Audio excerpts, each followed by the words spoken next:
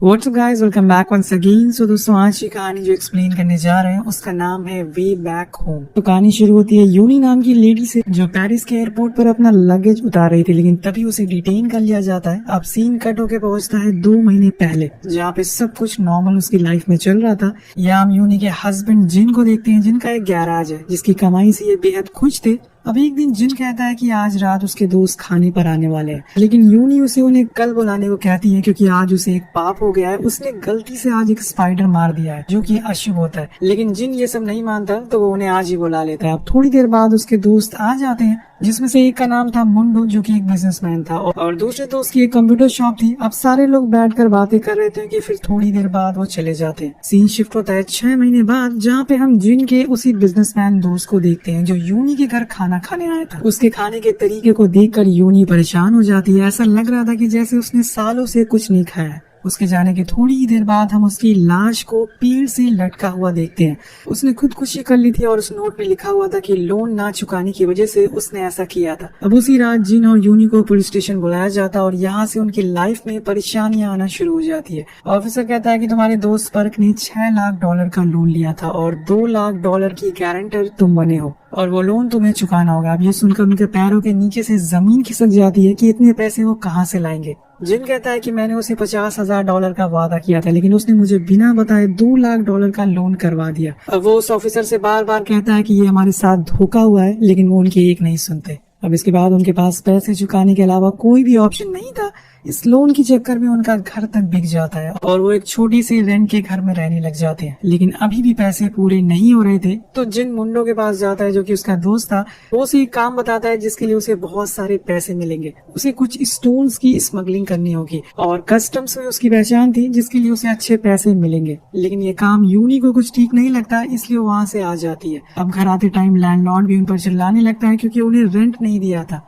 अब उनकी ये सब बातें जिन सुन लेता और वो गुस्से में आकर मुंडो को फोन करके कह देता है कि मैं वो काम करने के लिए तैयार हूँ। और वो कहता है कि ये काम तुम्हें नहीं बल्कि तुम्हारी वाइफ यूनी को करना होगा। और इसके बाद जिन और यूनी के बीच में लड़ाई होना शुरू हो जाती है कि जिन ने उसे लोन क्यों दिया था, और गुस्से की वजह से जिन 2 दिन के लिए घर से बाहर चला जाता है। अब एक दिन जब यूरी अपनी बेटी को खाना खिला रही होती है तो उससे कहती है कि माँ, मुझे अपने स्कूल की दोस्तों की याद आ रही है, मैं स्कूल कब जाऊंगी। तो यहाँ यूरी ने उसके स्कूल से नाम कटवा दिया ताकि थोड़े पैसे बच सके, लेकिन आखिर कब तक ऐसा चलता रहेगा। इसलिए वो मुंडो को खुद कॉल लगाती है और वो काम करने के लिए हाँ कर देती है। अब नेक्स्ट डे वो अपनी बेटी को उसे आंट के घर छोड़कर एयरपोर्ट के लिए निकल जाती है। वहीं जिन जब घर वापस आता है तो उसे यूनी का नोट मिलता है जिसमें लिखा था कि मैं थोड़े दिनों के लिए घर से जा रही हूँ। इधर हम यूनी को पेरिस एयरपोर्ट पर देखते हैं। वो अपना लगेज को लेकर काफी परेशान थी, उसे बहुत टेंशन हो रही थी, लेकिन कुछ ही देर में वो उसे मिल जाता और सब कुछ होने के बाद वो एयरपोर्ट से बाहर निकलने लगती है। उसे वहाँ गाइड करने के लिए एक आदमी भी था जो उसकी मदद करने वाला था, लेकिन यहाँ पर ऑफिसर को उसमें कुछ शक होता है और वो उसे बाहर निकलने से पहले ही पकड़ लेते हैं।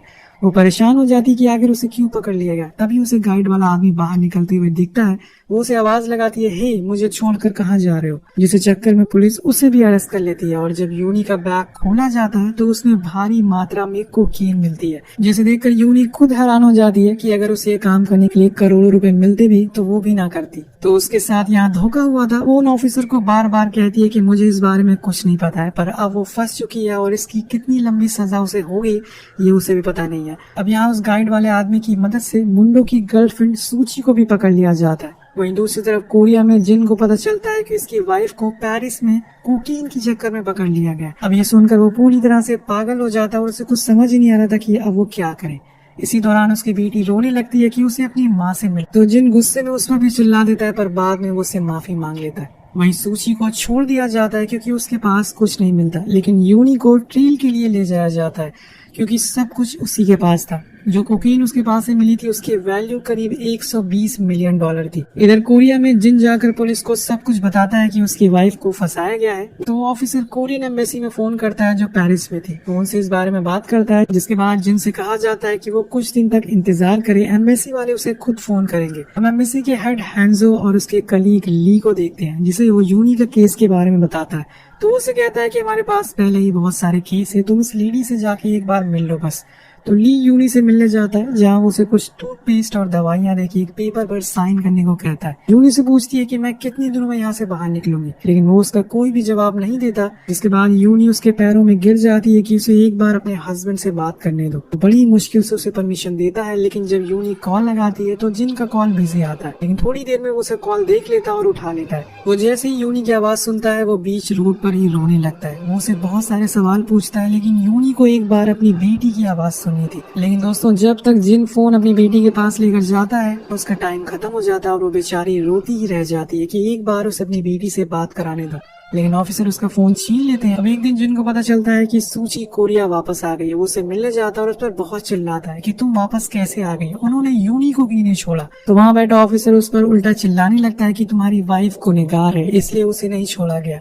अब उन्हें इस बात का जरा भी अंदाजा नहीं था कि असल में गुनहगार कौन है। गाइस, अब जिन को परेशान देख सूची उसके पास आकर बैठ जाती है और कहती है कि अगर तुम्हें मुंडो को ढूंढना है तो तुम्हें उसके सबसे करीबी दोस्त हू को ढूंढना होगा, क्योंकि उसे ही पता होगा कि वो कहाँ पर है। अब इसके बाद जिन ली को कॉल लगाता है यूनी के बारे में पूछने के लिए। तो वो उसे कहता है कि जिस जेल में तुम्हारी वाइफ है वो किसी होटल से कम नहीं है, इसलिए तुम आराम से रहो, टेंशन मत लो, बस एक लॉयर का इंतजाम करो और कुछ पैसों का, जिससे वो जल्दी बाहर आ सके। रात होने पे जिन जब घर आता है तो देखता है कि उसका सारा सामान बाहर फेंका हुआ है और ऐसा उसके लैंडलॉर्ड ने किया था रेंट ना चुकाने की वजह से। अब यहाँ जिन पहले से ही परेशान था, ऊपर से वो दूसरा घर कहाँ से ढूंढेगा, उसके पास तो पैसे भी खत्म हो चुके हैं। सीन शिफ्ट होता है यूनी के पास, जो उसे दूसरी जेल में भेजा जा रहा था, जो कि आम जेलों से बहुत ही अलग थी। वहाँ पे हर दिन कोई ना कोई कैदी मारा जाता है। ऐसी जगह यूनी का सरवाइव कर पाना बहुत ही मुश्किल होता है और असली मुसीबत उसकी यहाँ से शुरू होने वाली थी, लेकिन वो जैसे तैसे करके अपने दिन काट रही थी। अब एक रात उसके पास कुछ ऑफिसर आते हैं जो उसे कुछ मेडिसिन देते हैं खाने के लिए, लेकिन वो नहीं लेती। तब वो लोग उसे बहुत मारते हैं और जबरदस्ती उसे खिला देते हैं,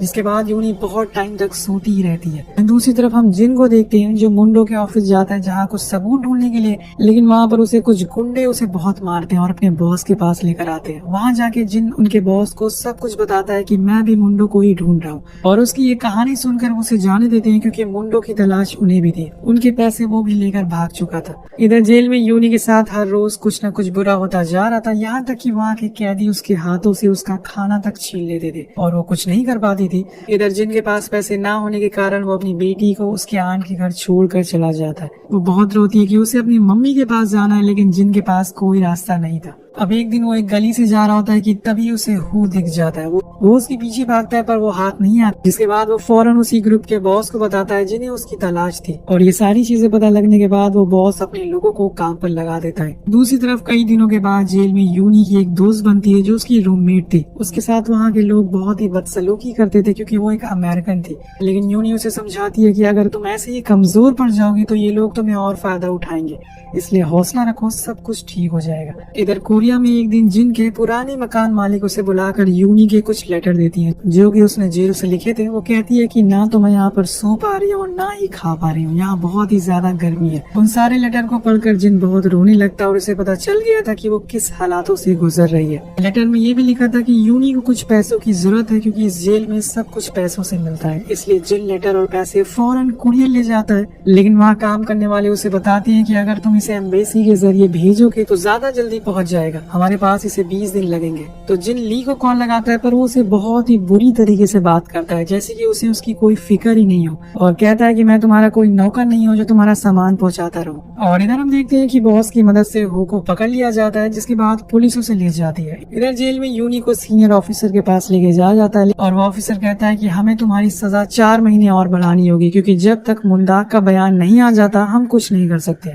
एक तो यूनी पहले से ही परेशान होती है, ऊपर से उसे इनकी भाषा समझ नहीं आ रही थी। वेल इसी तरह से कुछ और दिन बीत जाते हैं और अब हम देखते हैं कि यूनी को जिन का भेजा हुआ लेटर और पैसे मिल जाते हैं, जिसमें वो लिखता है कि तुम्हें घबराने की जरूरत नहीं है, हम दोनों यहाँ पे ठीक है, तुम हौसला रखो, हम तुम्हें जल्दी ही छुड़ा लेंगे। इस लेटर के साथ उसकी बेटी की फोटो भी थी जिसे वो अपने सीने से लगा लेती है और रोने लगती है। इधर जिन अपनी पूरी ताकत लगा देता है कि किसी भी तरह से वो यूनी को छुड़ा ले। वेल इधर कोरिया में हू की मदद से मुंदाक को पकड़ लिया जाता है और जब ये बात जिन को पता चलती है तो वो सीधा पुलिस स्टेशन जाकर उसे मारने लगता है। लेकिन ऑफिसर उसे कहता है कि ये आदमी तुम्हारी वाइफ को बाहर निकाल सकता है, इसे मार दोगे तो हमेशा के लिए कैद हो जाएगी। ये सुनकर जिन फौरन जाकर उसके पैरों में गिर जाता और गिड़गिड़ाते हुए कहता है कि मेरी वाइफ को छुड़वाना है, अब बस तुम्हारे हाथ में ही है। उसने तुम पर भरोसा किया था और तुमने उसके साथ धोखा कर दिया। इधर यूरी जेल से ही लेटर लिखती है। वो जिन से कहती है कि जब दोबारा वो उसे लेटर लिखेगी तो उसकी बेटी की रीसेंट फोटो जरूर भेजे, उसे देखना है कि वो कितनी बड़ी हो गई है,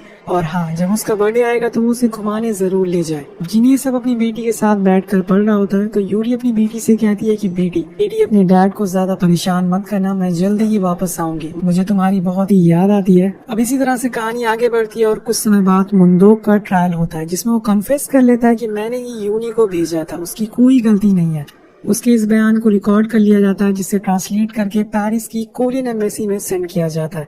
अब जब इस बात की खबर यूनी को मिलती है तो वो बहुत ही खुश होती है और पूरी जेल में सबको बताती है कि मैं अब यहाँ से जाने वाली हूँ। अब 4 दिन बाद कोरियन एम्बेसी के पास वो सारे कन्फेशन मिल जाते हैं, लेकिन उसे खोलने से पहले एक आदमी गलती से उसके कॉफी गिरा देता है जिसे उन सारे पेपर को फाड़ दिया जाता है। और यहाँ जेल में कोई ऐसे पेपर नहीं पहुँच पाते जिसे यूनी की सजा 4 महीने के लिए और बढ़ा दी जाती है।